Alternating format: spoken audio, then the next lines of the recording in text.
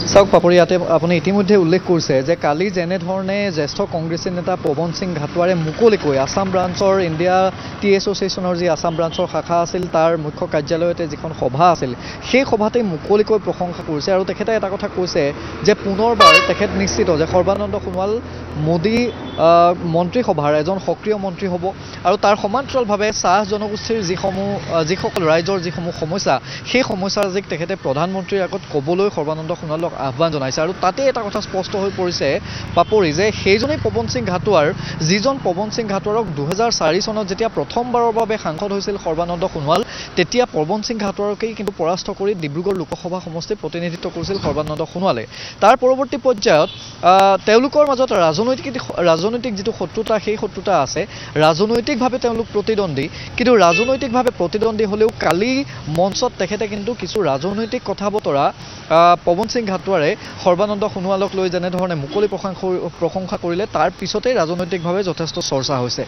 দ্বিতীয় কথাটো হৈছে যে অসম চাহ মজদুৰ সংঘৰ সভাপতিৰ দায়িত্বত আছে পৱন সিং ঘাটোৱাৰ আৰু সাধাৰণ সম্পাদকৰ দায়িত্বত আছে বিধায়ক ৰূপেশ গোৱালা এতিয়া প্ৰসংগটো হৈছে যে য'ত চাহ মজদুৰ সংঘৰ প্ৰায় 23 গৰাকী উপসভাপতিৰ বহু সংখ্যক বিজেপিৰ সৈতে জড়িত হৈ আছে 15 গৰাকীকৈ সহ সম্পাদকৰ দায়িত্বত থকা তাৰে অধিকাংশই বিজেপিৰ লগত জড়িত হৈ আছে গতিকে সেই সময়ত অসম চাহ মজদুৰ সংঘৰ সভাপতিগৰাকীয়ে পৱন সিং ঘাটোৱাৰে যেতিয়া মুকলিকৈ প্ৰশংসা কৰিছে কেন্দ্ৰীয় মন্ত্ৰী সৰ্বানন্দ সোণোৱালক তেতিয়া এটা কথা স্পষ্ট হৈ পৰিছে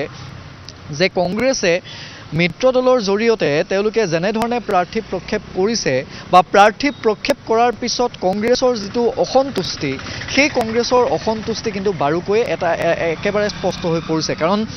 ইয়াৰ পূৰ্বে যেনেধৰণে কংগ্ৰেছী নেতা ৰাজু চাহুৱে বিস্ফোৰণ ঘটাইছিল যে এই ডিব্ৰুগড় লোকসভা সমষ্টিটোত কংগ্ৰেছৰ প্ৰাৰ্থিত্ব তেওঁলোকে আশা কৰিছিল কংগ্ৰেছ দলৰ এজনে প্ৰাৰ্থিত্ব আশা কৰিছিল তাৰ পৰৱৰ্তী পৰ্যায়ত কালি পৱন সিং ঘাটোৱাৰে যেনেধৰণে এই কথাখিনি ক'লে অৰ্থাৎ তেখেতলোকে এটা কথা প্ৰমাণ কৰি দিছে যে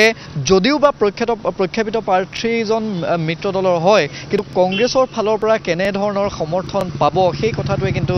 কালি তেখেতৰ যিখিনি ভাষ্য সেই ভাষ্য ইতিমধ্যে স্পষ্ট হৈছে গতিকে তেনে এটা প্ৰেক্ষাপটত যিটো সময়ত কেন্দ্ৰীয় মন্ত্ৰী সৰ্বানন্দ সোণোৱাল বা বিজেপিৰ প্ৰক্ষেপিত প্ৰাৰ্থীগৰাকীয়ে প্ৰতিদিনে এই ডিব্ৰুগড় লোকসভা সমষ্টিৰ বিভিন্ন প্ৰান্তত 7-8টাকৈ অনুষ্ঠানত তেওঁ অংশগ্ৰহণ কৰিছে ৰাজনৈতিক সভাত তেওঁ অংশগ্ৰহণ কৰিছে সেই সময়ত কিন্তু বিৰোধীৰ যিটো কুচকাবাজ সেই বিৰোধীৰ কুচকাবাজ ডিব্ৰুগড়ত তেনেই নিষ্প্ৰভ গতিকে সকলোৱে এটা আশা কৰিছে বা সকলোৱে এটা ইতিমধ্যে বিজেপি শিবিৰৰ ফালৰ পৰা বাৰে বাৰে কৈ থকা হৈছে যে সৰ্বানন্দ সোণোৱালে ৰাজ্যখনৰ 14টা লোকসভা সমষ্টিৰ ভিতৰত আটাইতকৈ বৃহৎ ব্যৱধানত তেখেতে জয়ী হ'ব আৰু য'ত যোৱা নিৰ্বাচনত বৰ্তমানৰ সাংসদ ৰামেশ্বৰ তেলীয়ে 3,69,000 ভোটৰ ব্যৱধানত তেওঁ জয়ী হৈছিল এইবাৰ সকলোৱে আশা কৰিছে যে 4 লাখতকৈও অধিক ভোটৰ ব্যৱধানত এইবাৰ সৰ্বানন্দ সোণোৱাল জয়ী হ'ব দ্বিতীয় কথাটো হৈছে পাপৰি আৰু এটা কথা বাৰে বাৰে বিৰোধী শিবিৰে আলোচনা কৰি আছিল সেই কথাটোৱে আছিল যে ৰামেশ্বৰ তেলীয়ে কেন্দ্ৰীয় মন্ত্ৰী সৰ্বানন্দ সোণোৱালক সহায় কৰিব নে নকৰে কাৰণ ৰামেশ্বৰ তেলীক টিকট দিয়া নহ'ল কেন্দ্ৰীয় মন্ত্ৰীগৰাকীক সৰ্বানন্দ সোণোৱালক যিহেতু টিকট দিয়া হৈছে কিন্তু ৰামেশ্বৰ তেলীয়ে দেখুৱাই দিলে যে যিদিনা মানকটা খেলপথাৰলৈ বিমানবন্দৰৰ পৰা এই প্ৰক্ষেপিত প্ৰাৰ্থীগৰাকীক কেন্দ্ৰীয় মন্ত্ৰী সৰ্বানন্দ সোণোৱালক যেনেধৰণে আদৰি লৈ অহা হৈছিল তাত কিন্তু মুখ্য ভূমিকা পালন কৰিছিল ৰামেশ্বৰ তেলীয়ে তেখেতে গাৰ ছাঁৰ দৰে সৰ্বানন্দ সোণোৱালৰ সৈতে থাকি তেখেতে প্ৰমাণ কৰি দিলে আৰু তেখেতে এটা কথা বাৰে বাৰে কৈছে যে এইবাৰ সৰ্বানন্দ সোণোৱালক ডিব্ৰুগড় লোকসভা সমষ্টিৰ পৰা বিপুল ভোটত পূৰ্বতকৈও বৃহৎ ব্যৱধানত জয়ী কৰাৰ দায়িত্বত তেওঁ থাকিব গতিকে বিৰোধীৰ যিটো ষ্ট্ৰেটেজি আছিল সেই ষ্ট্ৰেটেজিটো এক প্ৰকাৰ তাতেই থানবান হৈ পৰিল আৰু তাৰ পৰৱৰ্তী পৰ্যায়ত যেনেধৰণে আশা কৰা হৈছিল যে বিৰোধীয়ে ইয়াত যিহেতু দুজনকৈ বিৰোধী প্ৰাৰ্থী আছে দুয়োজনে ইয়াত পৃথকে কুচকাবাজ চলাব এটা বিৰোধী শিবিৰ ইয়াত শক্তিশালীভাৱে তেওঁলোকে কাম কাজ কৰিব কোনো কিন্তু বাস্তৱ ক্ষেত্ৰত তেনেধৰণৰ দেখা পোৱা নগ'ল আৰু ডিব্ৰুগড়ৰ যিখন যুঁজ সেই যুঁজ নহয় আচলতে একপক্ষীয়ভাৱে কেন্দ্ৰীয় মন্ত্ৰী সৰ্বানন্দ সোণোৱাল হয়তো জিকিব বুলি ইতিমধ্যে সকলোৱে আশা কৰিছে বা ইতিমধ্যে বিজেপি শিবিৰ সম্পূৰ্ণৰূপে আশাবাদী এতিয়া কালিৰ দিনটোৰ পৰা যথেষ্ট চৰ্চাত থকা যিটো বিষয় প্ৰাক্তন কেন্দ্ৰীয় মন্ত্ৰী পৱন সিং ঘাটোৱাৰে কিয় সৰ্বানন্দ সোণোৱালক প্ৰশংসা কৰিলে বাৰে বাৰে বিভিন্ন সময়ত পৱন সিং ঘাটোৱাৰক আমি প্ৰশ্নও কৰিছিলোঁ যে আপুনি বিজেপিত যোগদান কৰিব নেকি এনেধৰণৰ কিছু কথা বতৰা আমি দীৰ্ঘ সময় ধৰি পেলাই তেওঁক আমি প্ৰশ্ন উত্থাপন কৰিছিলোঁ কিন্তু তেখেতে এটা কথা বাৰে বাৰে এই বিষয়টো আওকাণ কৰি কৈছিল যে কংগ্ৰেছতে থাকিম বা এতিয়ালৈকে কোনো ধৰণৰ চিন্তা চৰ্চা কৰা নাই কিন্তু কালি কথা বতৰা কৌস্তভ যিখিনি কথা বতৰা আমি দৰ্শকসকলক শুনুৱাইছোঁ এই কথা বতৰাখিনি ক'ৰবাত নহয় ক'ৰবাত আকৌ যেন এটা মাষ্টাৰ ষ্ট্ৰক দিব তেনেধৰণৰ কিন্তু এক প্ৰেক্ষাপট দেখিবলৈ পোৱা গৈছে স্পষ্টকৈ চাওক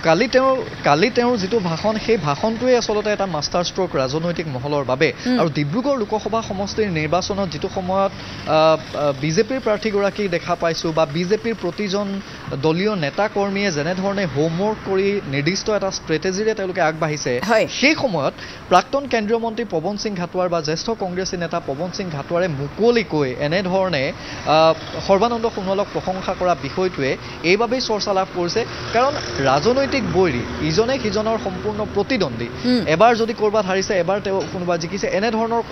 2009 চনত যিহেতু সৰ্বানন্দ সোণোৱাল পৰাস্ত হৈছিল বা 2004ত পুনৰ ইয়াৰ পূৰ্বে তেওঁ পৱন সিং ঘাটোৱাৰক পৰাস্ত কৰিছিল তাৰপিছত ৰাজনৈতিক প্ৰতিদ্বন্দ্বী তেওঁলোক দুটা পৃথক দলৰ যিটো পৃথক দল অৰ্থাৎ দুয়োটা দলৰ আদৰ্শ সম্পূৰ্ণ বিপৰীত মেৰু গতিকে সেই সময়ত পৱন সিং ঘাটোৱাৰে মুকলিকৈ সৰ্বানন্দ সোণোৱালক কৈছে যে আপুনি উত্তৰ পূবৰ নেতা নহয় কেৱল আপুনি উত্তৰ পূবৰ নেতা নহয় আপুনি দেশৰ এজন শক্তিশালী নেতা আপুনি প্ৰধানমন্ত্ৰী মোদীৰ মন্ত্ৰীসভাৰ এজন শক্তিশালী মন্ত্ৰী আৰু মই আশাবাদী যে এইবাৰো আপুনি পুনৰ মন্ত্ৰী হ'ব সেই বিষয়ে মই সম্পূৰ্ণৰূপে আশাবাদী অৰ্থাৎ যিটো সময়ত কংগ্ৰেছে বাৰে বাৰে কৈ আছে কংগ্ৰেছৰ হাইকমাণ্ডে যে শক্তিশালী ৰূপত এইবাৰ নিৰ্বাচনী যুঁজত তেওঁলোক অৱতীৰ্ণ হ'ব আৰু কৈছে এইখিনিতে মই আপোনাক মনত পেলাই দিবলৈ বিচাৰিছোঁ আৰু কৈছে যে চাওক কংগ্ৰেছৰ হাইকমাণ্ডে কৈ থৈ দিছে কংগ্ৰেছৰ হাইকমাণ্ডে কৈছে যে মুকলিকৈ কোনো কংগ্ৰেছ নেতা বা কৰ্মীয়ে বিৰোধীক স্বাভাৱিকতে এনেধৰণে মুকলিকৈ প্ৰশংসা কৰিব নোৱাৰিব দলীয় অনুশাসনৰ এটা কথা থাকে কিন্তু ক'ৰবাত নহয় ক'ৰবাত এই জ্যেষ্ঠ নেতাসকলে এনেসমূহ দলীয় অনুশাসন তেওঁলোকে ভংগ কৰি থকা নাইনে ইয়াৰ পাছত তেওঁলোকৰ তৃণমূল কৰ্মীসকলৰ মাজত কেনেধৰণৰ প্ৰভাৱ পৰিব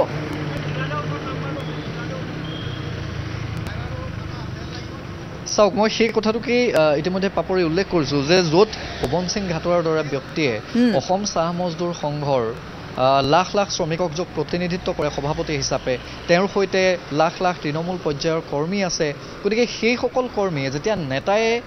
বিজেপি দলৰ প্ৰাৰ্থীগৰাকীক সমৰ্থন কৰে সেইসকল নেতা কৰ্মী পৰৱৰ্তী পৰ্যায়ত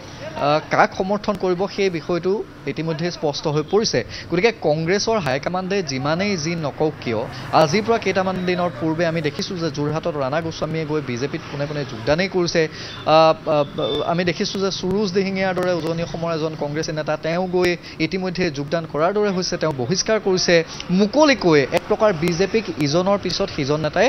সমৰ্থন জনাইছে বা প্ৰশংসা কৰি আগবাঢ়িছে আৰু কালিৰ দিনটোত যিটো পৱন সিং ঘাটোৱাৰে মহাবিস্ফোৰণ ঘটাইছে সেই মহাবিস্ফোৰণৰ পিছত এতিয়া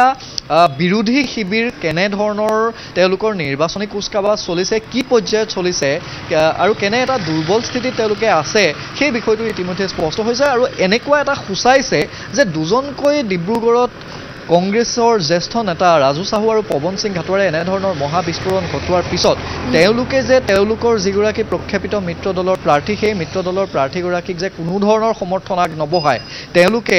আওপকীয়াকৈ যে বিজেপিকেই সমৰ্থন কৰিব বা তেওঁলোকৰ তৃণমূল নেতাকৰ্মীয়ে তৃণমূল পৰ্যায়ৰ নেতাকৰ্মীয়ে যে হয়তো তেওঁলোকৰ যিখিনি কৰণীয় সেইখিনি বিজেপিৰ হৈয়ে কৰিব কাৰণ বিজেপিয়ে বাৰে বাৰে উন্নয়নৰ যিটো ইছ্যু উন্নয়নৰ যিসমূহ ইছ্যুক লৈ কিন্তু তেওঁলোকে আগবাঢ়িছে তেওঁলোকে কাকো কেতিয়াও প্ৰত্যক্ষভাৱে আক্ৰমণ কৰা নাই সেয়া লাগিলে আপুনি কেন্দ্ৰীয় মন্ত্ৰী সৰ্বানন্দ সোণোৱালৰ ক্ষেত্ৰতে কওক যেতিয়া আপুনি কালি আমি এখন সভাত আমি দেখিছোঁ যে তেখেতে যেতিয়া চাহ মৰ্চাৰ যিসকল নেতাকৰ্মী সেই চাহ মৰ্চাৰ নেতাকৰ্মীসকলৰ সৈতে যেতিয়া কথা পাতিছিল তেতিয়াহে তেওঁ এটা কথা উল্লেখ কৰিছিল যে কংগ্ৰেছক তেওঁ পোনে পোনে কালিৰ দিনটোতে আমি অকণমান আক্ৰমণাত্মক হোৱা দেখিছোঁ তাৰ পূৰ্বে কিন্তু কেৱল উন্নয়নৰ যিখিনি কাম কাজ পূৰ্বৰ 2014 চনৰ পৰা এতিয়ালৈকে বিজেপিৰ নেতৃত্বত প্ৰধানমন্ত্ৰীৰ নেতৃত্বত কি কাম হ'ল আৰু এটা কথা পাপৰি কাৰণ 2014 চনৰ প্ৰেক্ষাপট আৰু 2016 চনৰ প্ৰেক্ষাপট য'ত বিজেপিৰ কোনো ধৰণৰ অস্তিত্বই নাছিল সেই সময়ত অসমত বিজেপিক শক্তিশালী কৰাৰ ক্ষেত্ৰত অসমত প্ৰথমবাৰৰ বাবে বিজেপি নেতৃত্বাধীন এখন মিত্ৰজোঁটৰ চৰকাৰ কৰাৰ ক্ষেত্ৰত মুখ্য ভূমিকা পালন কৰিছিল সেই সময়ৰ মুখ্যমন্ত্ৰী সৰ্বানন্দ সোণোৱালে গতিকে সেইজন সৰ্বানন্দ সোণোৱালক যেতিয়া এনেধৰণে মুকলিকৈ বিৰোধী নেতাই যেতিয়া সমৰ্থন আগবঢ়ায় যেতিয়া প্ৰশংসাৰে উপচাই পেলায় তাকো মুকলিকৈ প্ৰশংসাৰে আগবঢ়োৱাৰ পিছত প্ৰশংসাৰে উপচাই পেলোৱাৰ পিছত এতিয়া কিন্তু সকলো স্পষ্ট হৈছে যে বিৰোধী শিবিৰে তেওঁলোকৰ প্ৰাৰ্থীক লৈ যে তেওঁলোক যে সুখী নহয় তেওঁলোকে যে আওপকীয়াকৈ উন্নয়নৰ স্বাৰ্থত এইজন প্ৰখ্যাপিত প্ৰাৰ্থী সৰ্বানন্দ সোণোৱালৰ লগতেই যে থাকিব এই কথাটো কিন্তু ইতিমধ্যে নিশ্চিত হৈছে ধন্যবাদ জনাইছোঁ কৌস্তভ সবিশেষ আপুনি জনালে আৰু আপুনি যিহেতু উপস্থিত আছিল মুকলিকৈ সেই জনসভাখনত তাত কেনেধৰণে মন্তব্য কৰিলে সেয়া আমি ইতিমধ্যে দেখুৱালোঁ গতিকে পৱন সিং ঘাটৰ এনে স্থিতিৰ পাছতে এই কথাটো অন্ততঃ স্পষ্ট হৈ পৰিছে যে ডিব্ৰুগড় লোকসভা সমষ্টিৰ যিগৰাকী মিত্ৰজোঁটৰ প্ৰাৰ্থী সেইগৰাকীয়ে কেনেধৰণৰ সহযোগিতা লাভ কৰিব সেয়া এক প্ৰকাৰ স্পষ্ট কৰি দিলে কালিৰ দিনটোতেই পৱন সিং ঘাটৰ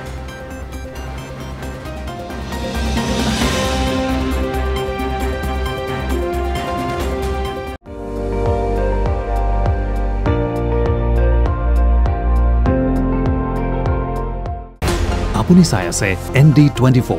সৰ্বশ্ৰেষ্ঠ নহয় সৰ্বোত্তমৰ দৌৰ